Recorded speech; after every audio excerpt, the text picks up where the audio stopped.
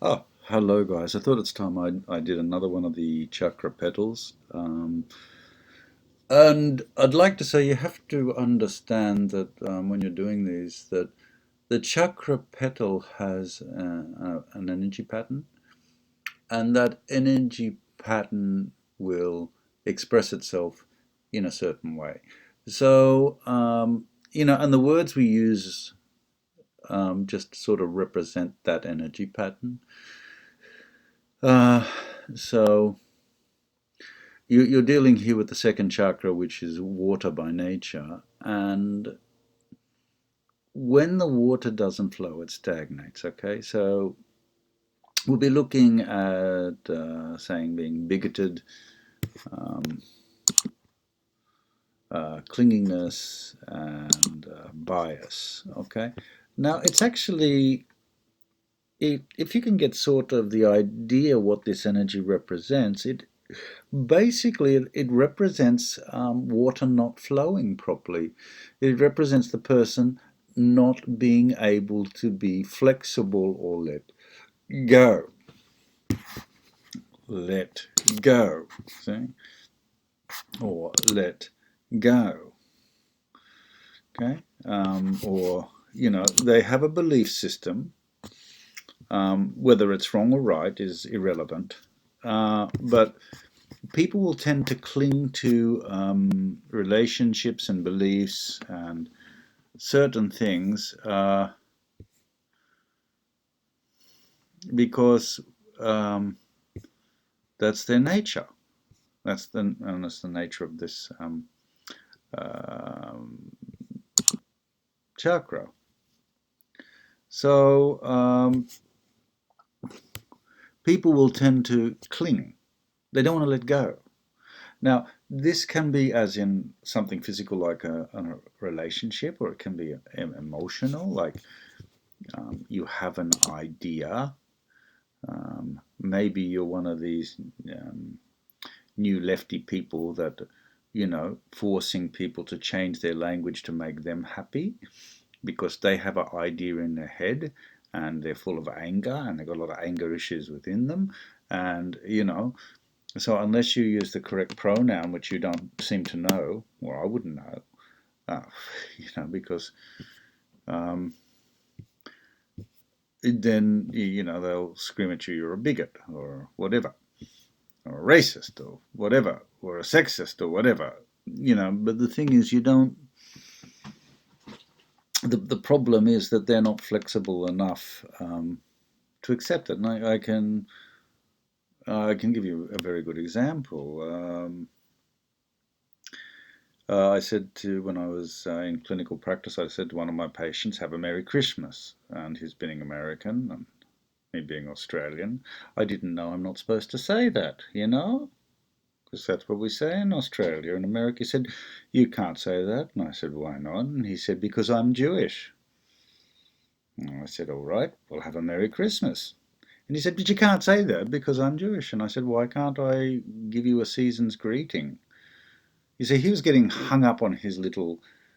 Well, I said, "We'll have a happy Hanukkah or whatever the fuck you like to call it, but I'm issuing you a season's greeting and you should understand that instead of getting hung up on some word." But he couldn't because he suffered from this.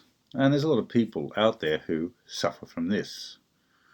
Or, I was getting some racism from some black American guy, and I called him a racist. And he said, "You can't call me racist because I'm black." And I said, "Well, it's a state of mind, it's not related to color. It is related to color, but it's not, you know." But that's basically, so he just had these ideas in his head which were obnoxious. And I didn't like them, so I said so. So this type of thing of, this is the expression of not being flexible, and because you don't get what you want, you get angry.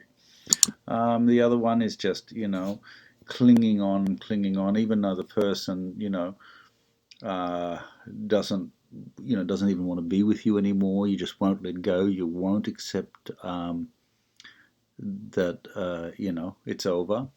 And this can be, with ideas as well. You've got a certain way of thinking, and that's it. You're not going to be flexible. And this is where the word bias, you know, I like this actually. This is where bias comes in. People only hear what they want to hear, you know, stuff you agree with, and in not accepting any new ideas. I mean, if you say something that's different from what they want to hear, they get most upset. Um, and you know, a lot of people have got ideas which are totally based on erroneous. You know, there's no science behind what they're saying. um, you know, and but they just, you know, this is the way they were raised. This is the idea I've got. Yeah. So if you're going to the opposite way, it's, you know, you're becoming quite flexible, right? You're not, you know, it's you're accepting that there's difference, and you know the way you see the world might not be the way um,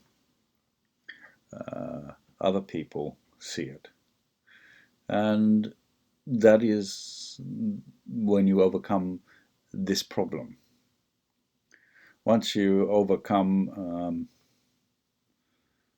you know, being stuck in one place, like a, you know, I don't know, they used to say an old stick in the mud. Once you get over that, and you can accept and see new ideas coming, you don't have to agree with them, of course, you know.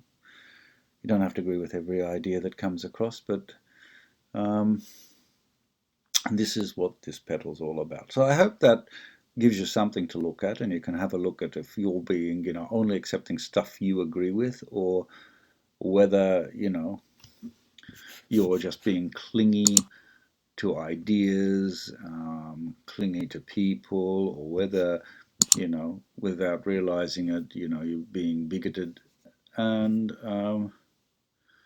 and it can be even, as I said, right down to a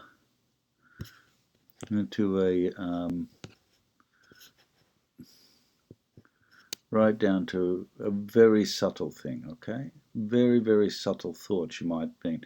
Now that doesn't mean that you have to give them up. You might think there might be a logical reason why you think that way. You know, that's just the way it is. So anyway, have a think about that. Have a look within yourself. And you know, I'm not saying that you have to change. You know, that's but you can see if you're being bigoted and clingy and biased to a certain idea, maybe you should say, well, you should examine why you think that is correct. And then you might find out that there's no, you know, it's like the social justice warriors. Most of their stuff, they believe very deeply that they're correct. And,